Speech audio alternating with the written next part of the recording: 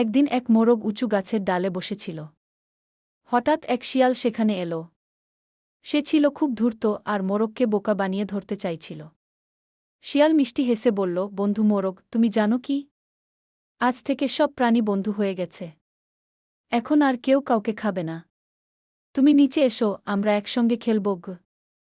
মোরগ বুঝতে পারল শিয়াল চালাকি করছে। সে চতুরতার সাথে বলল, বাহ, এটা তো দারুণ খবর। দেখো, দুটো কুকুরও দৌড়ে আসছে, ওদেরও বলি।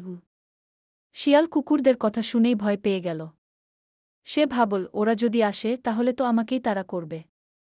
সে আর এক মুহূর্ত দাঁড়াল না, সঙ্গে সঙ্গে দৌড় লাগাল। মোরগ মুচকি হেসে ভাবল, বুদ্ধি দিয়ে বিপদ এড়ানোই সবচেয়ে ভালো। এইভাবে মোরগ তার বুদ্ধির জোরে ধূর্ত শিয়ালের ফাঁদ থেকে রক্ষা পেল। এরকম আরও মজার মজার ভিডিও পেতে চ্যানেলটি সাবস্ক্রাইব করুন এবং সাথে সাথে ভিডিও নোটিফিকেশন পেতে বেল আইকনটি ক্লিক করে দিন।